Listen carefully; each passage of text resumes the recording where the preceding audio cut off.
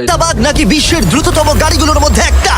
একজন মানুষ কি লড়াইয়ে ভালুককে হারাতে পারবে? একটা বাঘ কি ওয়ার্ল্ড রেকর্ডধারী হাই জাম্পারকে হারাতে পারবে? আমরা এই সব কটা প্রশ্নের উত্তর দেব আর শুরু করব পৃথিবীর সবথেকে শক্তিশালী মানুষকে দিয়ে। ওর শক্তি আমরা পরীক্ষা করব একটা 227 কেজি ওজনের সিংহের বিরুদ্ধে টাগ অফ ওয়ার দিয়ে। তুমি কি আর কিছু বলতে চাইবে? না, করে দেখাবো। 3 2 1 শুরু করো। ঠিক আছে, খেলা শুরু হয়ে গেছে। ও মাই গড, ওর মুখটা দেখো, শার্টটা শক্তিটা দেখো। ও মাই গড। সিংহটা এখন লিটারালি বিশ্বের সবথেকে শক্তিশালী মানুষকে ধরে রেখেছে। দাঁড়াও, ও কি করছে? সিংহটা কি ঘুরে দাঁড়ালো? মনে হচ্ছে ও ব্রায়ানকে ক্লান্ত করার চেষ্টা করছে। এই দেখো, ব্রায়ান আসল প্লেনকে টানছে, কিন্তু এখনো এই সিংহটাকে টানতে পারছে না।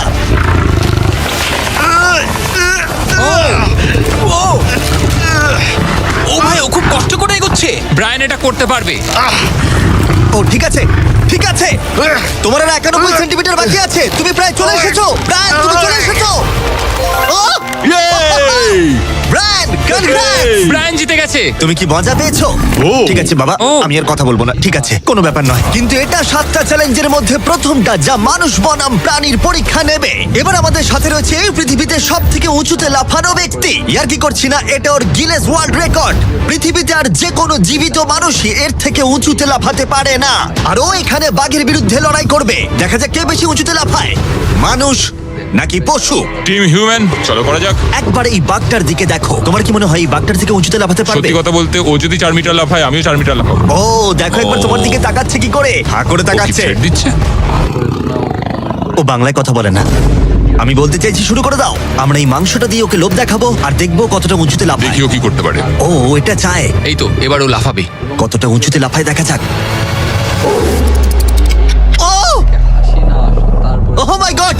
ও এবার যদি তুমি ওই বাগদার থেকে কোনোভাবে উঁচুতে লাফাতে পারো, তাহলে তুমি তোমার নিজের ওয়ার্ল্ড রেকর্ডটা ভেঙে ফেলবে। তাই আমি এটা 3 মিটার 28 সেন্টিমিটারে রাখছি না। আমি বরং এটাকে রাখবো 3 মিটার 73 সেন্টিমিটারে। তোমার গিনেস ওয়ার্ল্ড রেকর্ডের চেয়ে ঠিক 2.5 সেন্টিমিটার উঁচুতে। দেখা যাক, যদি ও এটাকে স্পর্শ করতে পারে, তাহলে ও শুধু বাঘটাকে হারাবে না, বরং ও একটা নতুন ওয়ার্ল্ড রেকর্ড করে ফেলবে। আমার মনে হচ্ছে আমি পারবো। 3 মিটার 73 সেন্টিমিটার। হ্যাঁ। আমি তো এটা এমনি করে দেবো। সত্যি কথা বলছি, আমার ড্যারিয়াসকে বিশ্বাস হচ্ছে না। আমি মিথ্যে বলি না, আমি যেটা করতে পারি আমি সেটাই বলি।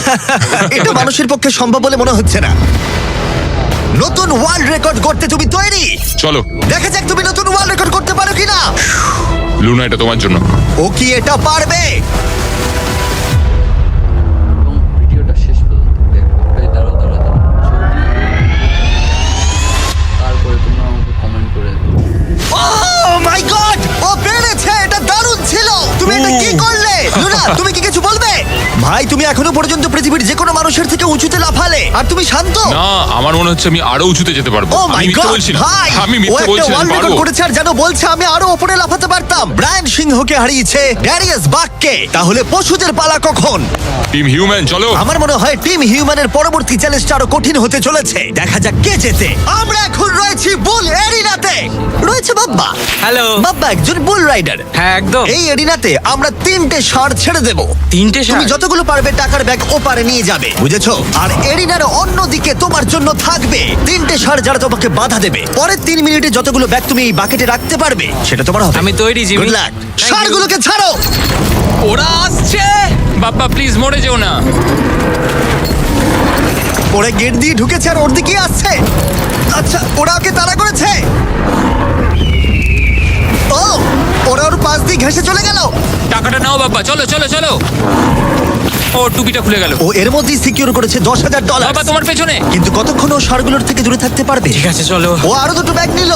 তোর পিছনে আসছে। দৌড়াও বাবা, দৌড়াও। ও মাই গড। আমার ওই ষাঁড়গুলোকে দেখেই ভয় লাগছে। ও মাই গড। ও, ওরা আমাদের দিকে এগিয়ে আসছে। পালাও। দাঁড়াও, না, ওর পেছনে যাও। আমার না, আমার না। এদিকে বাব্বা কিন্তু হাসছে। এদিকে 3টে ষাঁড় তার দিকে তেড়ে আসছে।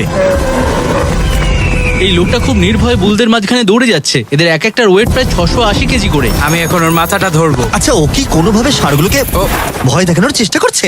এটা খুব মনে কঠিন। রাখবে, প্রফেশনালদের সাথে এগুলো করবে না। ও মনে হচ্ছে চ্যালেঞ্জটা জিতেই নেবে। খুব ভালো, তুমি জিতে গেছো। $50,000 জন্য কনগ্রাটস। Thank you. টাকাটা কিসে খরচ করবে? নতুন একটা ট্রাক কিনবো। আমি কেন অবাক হচ্ছি না, কিন্তু এই ভিডিওতে পরে কে জিতবে সেটা দেখে তোমরা নিশ্চয়ই অবাক হবে।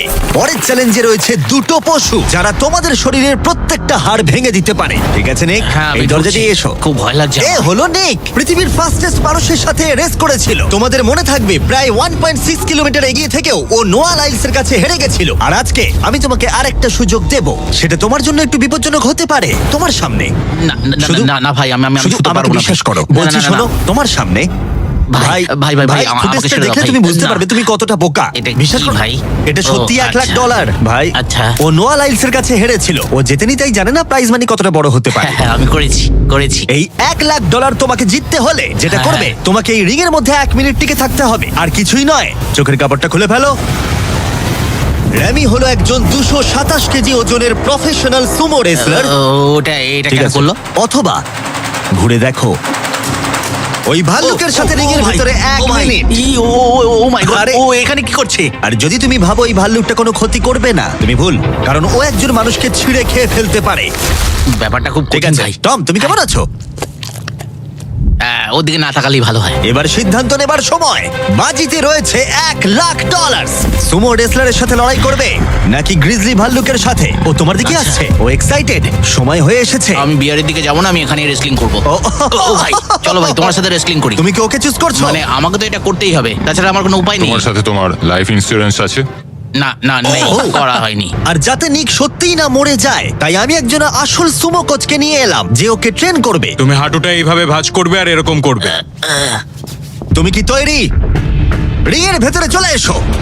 এসো এসো, কি করছো? ভেতরে এসো, মাঝখানে চলে এসো। নিক তোমাকে এই চ্যালেঞ্জটা জেতার জন্য র্যামির সাথে 1 মিনিট কুস্তি করতে হবে রেড সার্কেলের বাইরে না বেরিয়ে। 1 মিনিট সময় শেষ হবার আগেই যদি তুমি রেড সার্কেলের বাইরে চলে যাও, তাহলে আবার তুমি সবকিছু হারিয়ে ফেলবে। খেলা শুরু করতে হলে তোমার হাত Comment if you want to see the next part.